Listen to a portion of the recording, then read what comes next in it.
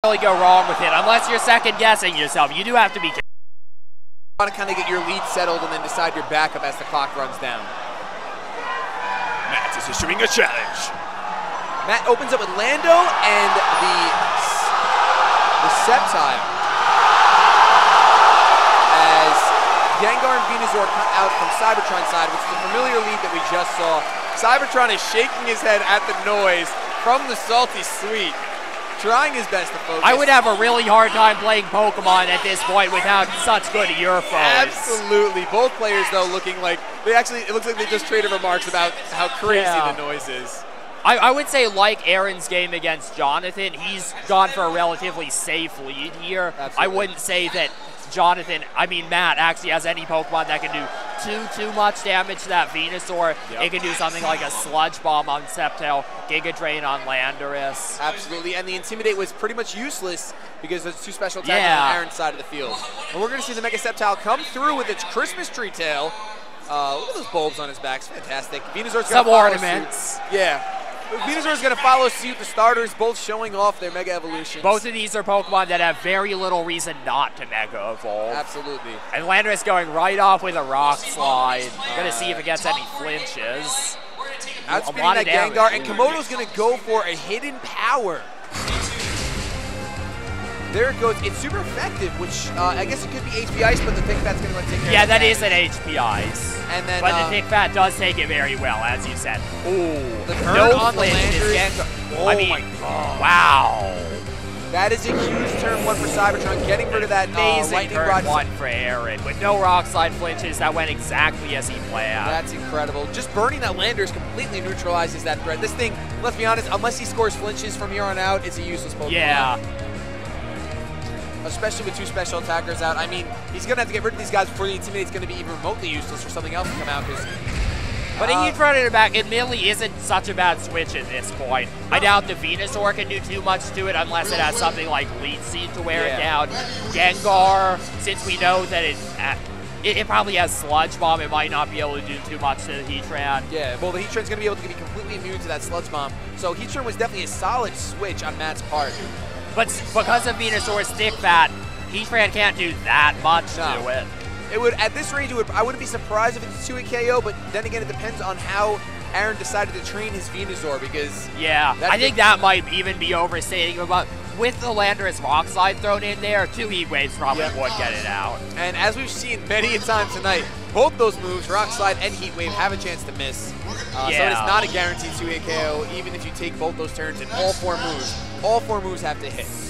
We can see Aaron taking the Gengar back and going out into his Suicune, which is a beautiful, beautiful switch. I love that against both of these Pokemon. It can Ice Beam the Landorus, Scald the Heatran. It's not worried by either of them. Yep.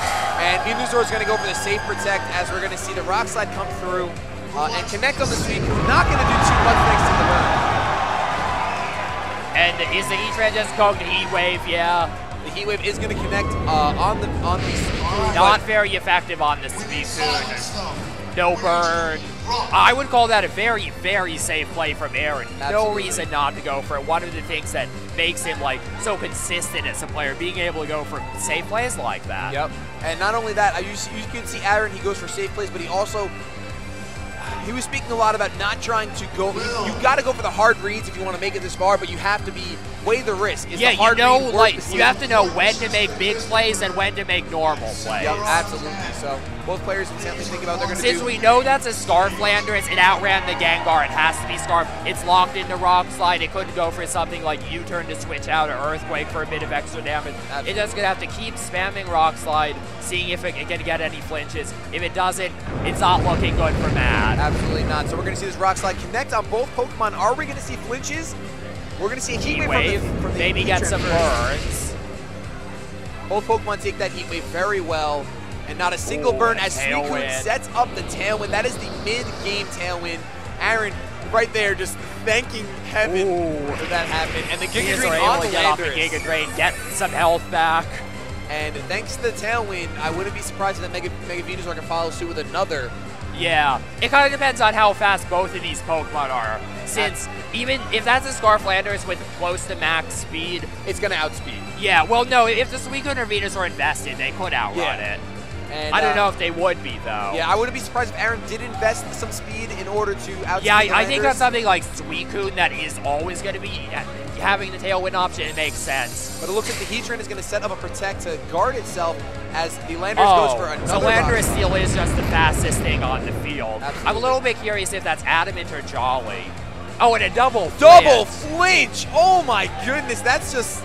You can see both players chuckling at that. I really don't think Aaron is too worried about that at this point. I think Suicune, being such a good Pokemon to have in against Heatran, he still has 2 strong Pokemon in the back. Absolutely. He doesn't have to be too worried about it.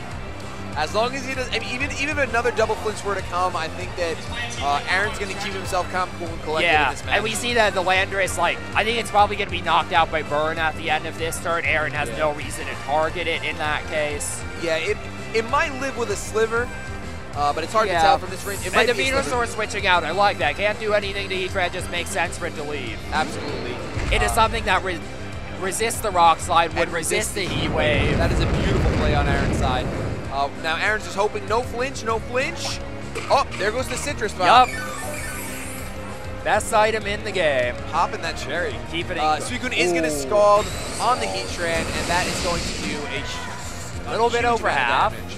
Heat Wave. Terrakion avoids it anyway. Yeah. Switches into Terrakion and decides to just dodge any possible damage. Suicune doesn't care too much about it either. Landorus is getting out of there. So with Landorus fainting thanks to Burn, that Burn ends up being absolutely huge. That first turn Will-O-Wisp was game-changing, honestly. Yeah, with no flinches from that side on the first turn, Aaron did exactly what he needed to do. Absolutely. Now, here, we know that Aaron has the Venusaur waiting in the wings to take care of this Rotom Watch, so all Aaron really has to do is get rid of this Heatran and pretty much bring in the Venusaur. Well, we can see Rotom Watch is actually a pretty strong Pokemon for Matt at this point, though. Yeah, with being able to check both Pokemon. Yeah, even though it would take a lot from a close combat if that is what Terrakion opts to do. Yeah. I don't know. That's why I really think Aaron's just going to opt. He's going to protect. Yeah, very safe play. I like it. Aaron's not taking any risks here. Ooh, and a Snarl. Suicune goes for the Snarl, but the Heatran's going to avoid it. I don't think that's what Aaron really cares about, though. I think the Rotom hit is the more important one here. Absolutely. Oh, Earth Power onto Suicune. I like that. So that Protect was predicted. Oh. I guess not entirely. Maybe. I don't know. With us, for a second, I thought he doubled the Suicune. Yeah, me too. But it turns out he didn't. Yeah. Even with the Tailwind out, we can be just about certain that Terrakion is the fastest Pokemon on the field. Absolutely. Free to close combat, free to Rock Slide. I think Aaron was hoping that Heatran would protect that turn. Yeah. But it looks like he's going to switch to Terrakion out. I like it. He just doesn't have too much reason to leave it exposed. It goes out into the Gengar, hoping that the Earth Power is going to connect, but instead Heatran's going to go for the Flash Cannon. That is going to take Gengar out, though. Yup, absolutely. I doubt that crit mattered. Crit Gengar isn't that bulky.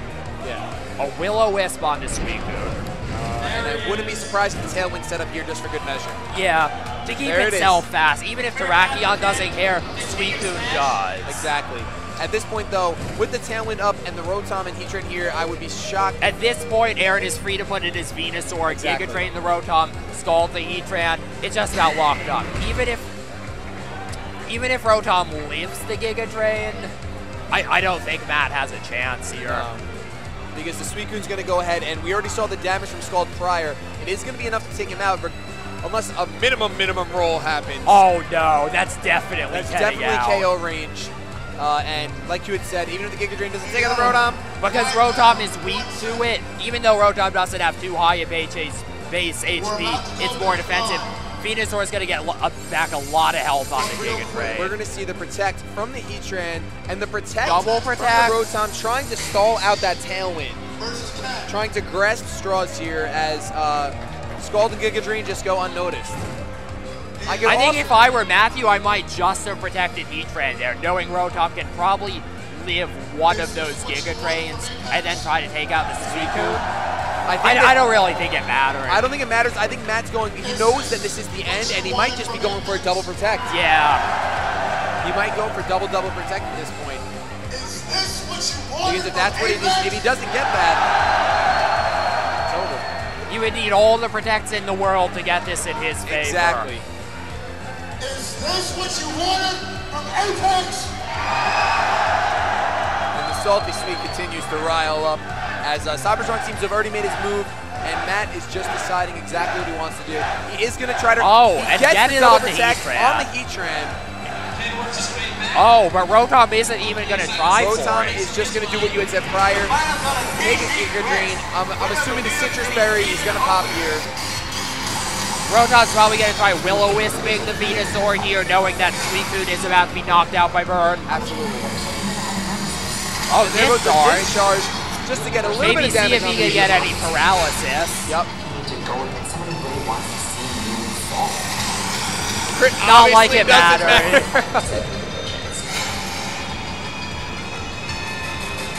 And all right. So we might mute it a little bit, but right now we can see that Terracion's going to come through and seal the deal. It's very unlikely that the Heatran could get off another Protect at this point. Yeah, it's just not likely. And it's not even going to try. It's just going to get close combated. It's going to get close combated, and down the Heatran goes. Absolutely. Giga Drain connects with the Rotom, and it is doesn't quite knock it out. And even if Rotom decides to go for another discharge, goes for the Hydro Pump on the Terrakion. If Matt had been able to get off or protect with his Heatran that turn, he might have had a chance. Yeah, possibly, but with the thick fat, it would have been a close game. Yeah. Not that Venusaur can touch Heatran at all. If it has something like Leech Seed, which we have not seen yet from Aaron. Oh, Hydro Pump that misses. Giga Drain to seal the game. Aaron makes his way into winner's finals, which guarantees him a spot in top 3. Yeah. Let's go right into the game. Best of 5. Ken versus PC Chris. If you guys don't know, over on the Salty Sweet, a very hype match, Ken versus PC Chris. Both players who are renowned in Smash community for years now. Definitely something to check out. If you don't catch it now, catch it later. We can see both players on the screen now. And we have some Wii U just sitting on the screen. There we go. We're back live. It looks as though Cybertron is going to take his place or keep his place. Yeah. No reason to get up. We're going to have Danny coming over right now. Yep. And I don't know if Matt realized that it was best of 1 right now. Yeah. But now that we're in the winners finals, are we going to be going back to a best of 3 format? I'm not entirely sure. We'll find out from. Are we still 1? It's still going to be a one game. We are under strict time constraints. Absolutely. That is true. I actually don't even know what time it is right now. Oh my gosh, it's 11:17. Man, it's so late. I didn't realize how. That was maybe an hour earlier than that. Yeah, then we would.